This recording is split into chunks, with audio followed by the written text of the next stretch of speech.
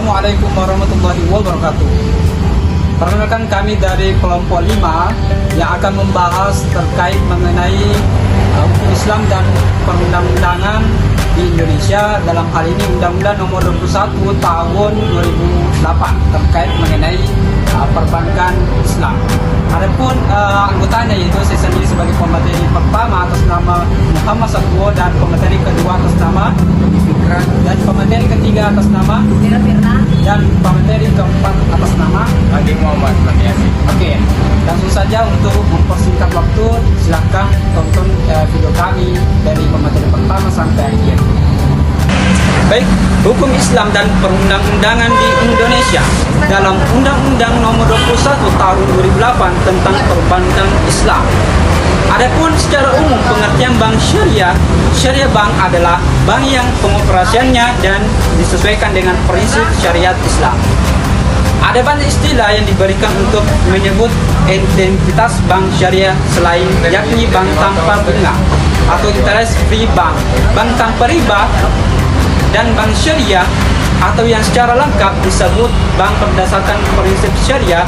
Lembaga ini dalam operasional dan produknya dikembangkan berdasarkan pada Al-Quran dan hadis Nabi Muhammad SAW. Dengan kata lain, bank syariah adalah lembaga keuangan yang usaha pokoknya memberikan pembiayaan dan jasa-jasa lainnya dalam lalu lintas pembayaran serta peredaran uang yang pengoperasiannya sesuaikan dengan prinsip syariat Islam. Perbankan syariah adalah segala sesuatu yang menyangkut tentang bank syariah dan unit usaha syariah, mencakuplah kelembagaan kegiatan usaha serta cara dan proses dalam melaksanakan kegiatan usahanya.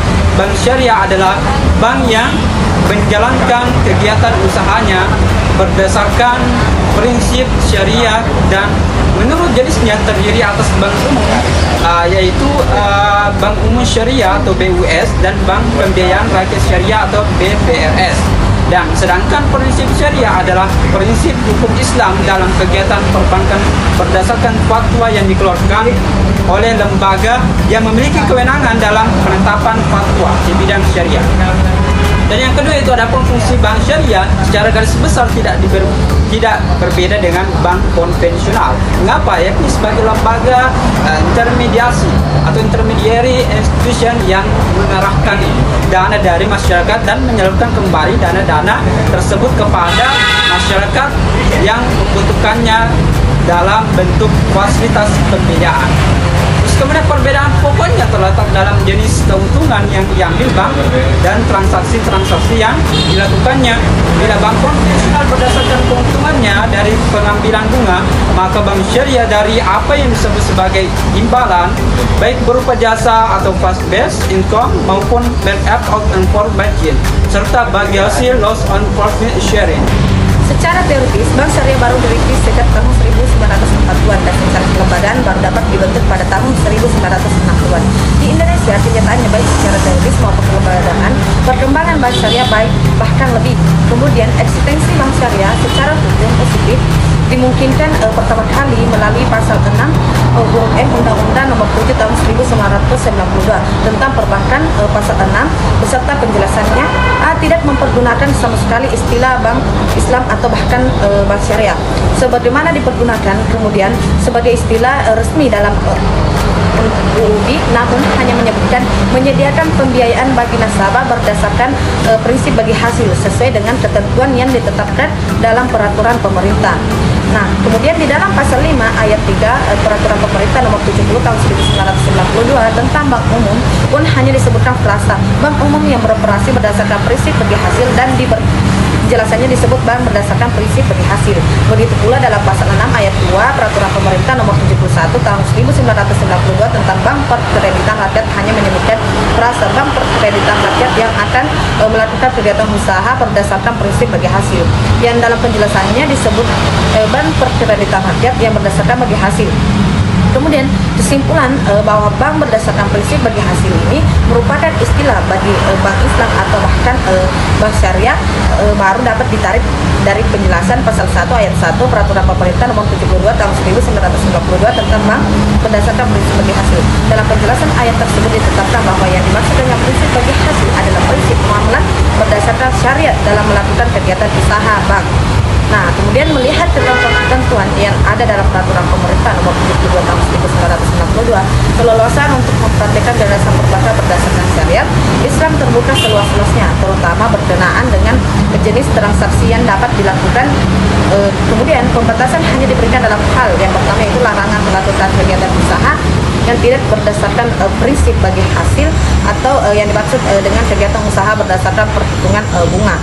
Kemudian bagi bank umum atau perserikatan rakyat yang kegiatannya usaha semata-mata berdasarkan prinsip bagi hasil.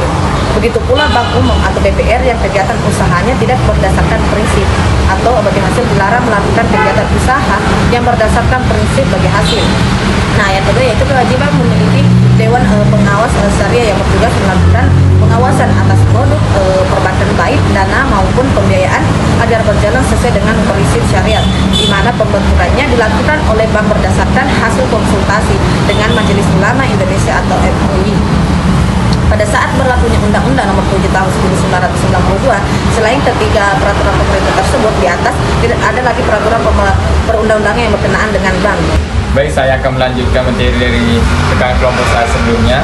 Baik, pada tahun 1998, eksistensi Bank Islam lebih dikukuhkan dengan dikeluarkannya Undang-Undang Nomor 10 Tahun 1998 tentang perubahan atas Undang-Undang Nomor 7 Tahun 1992 tentang perbankan. Dalam undang-undang tersebut, sebagaimana telah ditetapkan dalam angka 3 dan angka 13 pasal 1 Undang-Undang Nomor 10 tahun 1998. Penyebutan terhadap eksistensi perbankan syariah secara tegas diberikan dengan istilah bank syariah atau bank berdasarkan prinsip syariah. Prinsip-prinsip ini pun terus berkembang dan didukung oleh perangkat hukum lainnya, yakni Undang-Undang Nomor 23 Tahun 1999 tentang Bank Indonesia, yang mana ditegaskan bahwa tugas Bank Indonesia dalam menetapkan dan melaksanakan kebijakan moneter haruslah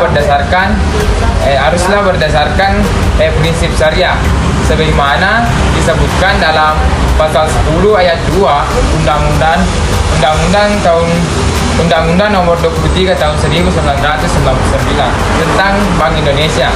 Kemudian pada pasal 11 ayat 1 Undang-Undang Indonesia juga memberikan kewenangan kepada Bank Indonesia untuk mengatasi kesulitan pendanaan jangka pendek suatu bank dengan memberikan pembiayaan berdasarkan prinsip syariah untuk jangka waktu paling lama 90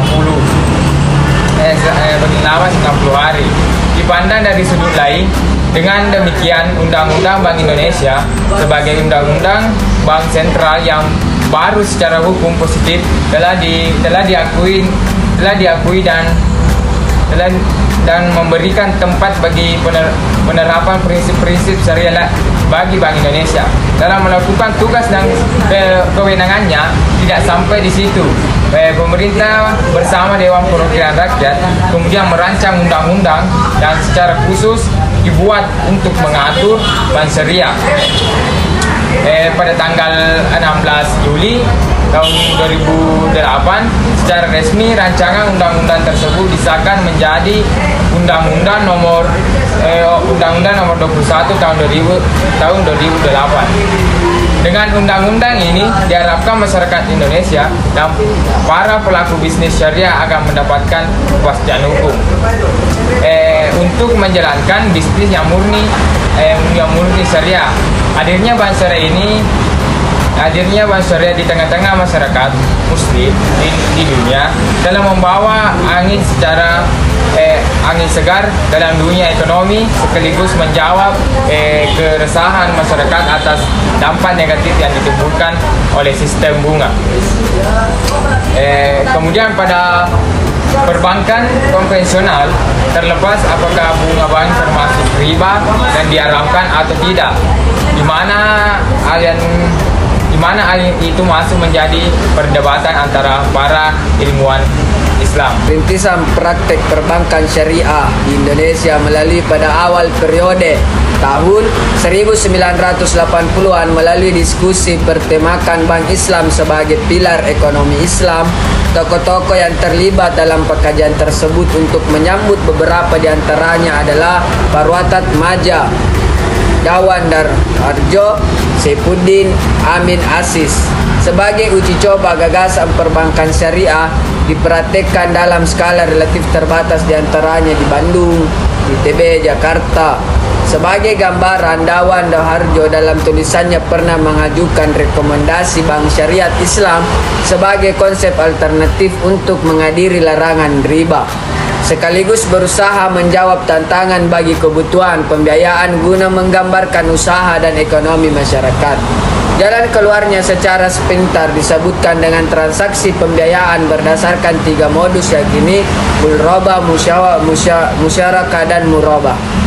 Perkasan lebih khusus mengenai pendirian Bank Islam di Indonesia baru dilakukan pada tahun 90 pada tanggal 18 sampai 20 Agustus tahun tersebut oleh Majelis Ulama Indonesia. Menyelenggarakan lokasinya Bunga Bank dan Perbankan di Cuesa Bogor, Jawa Barat. Hasil lokasinya tersebut kemudian dibahas lebih mendalam dalam musyawarah di Jakarta pada 25 Agustus tahun 80 yang menghasilkan amanat bagi pembentukan kelompok kerja pendirian Bank Islam di Indonesia. Kelompok kerja yang dimaksud tersebut tim perbankan MUI dengan diberi tugas untuk melakukan kedekatan dan konsultan dengan semua pihak yang terkait. Sebagai hasil kerja tim perbankan MUI tersebut adalah pendiriannya PT Bank Mualat Indonesia yang sesuai akte pendiriannya berdiri pada tanggal 1 November 91. Sejak tanggal 1 Mei 92 BMI resmi berprestasi dengan modal awal sebesar 1.126.382. Baik, itulah hasil presentasi melalui video yang kami buat. Semoga pemirsa di rumah dan penonton sekalian dapat bermanfaat, terutama bagi kelompok ini sendiri. Semoga apa yang kita lihat atau yang kami dapatkan bermanfaat bagi kita semua. Dan mohon maaf kalau kami ada kekurangan atau salah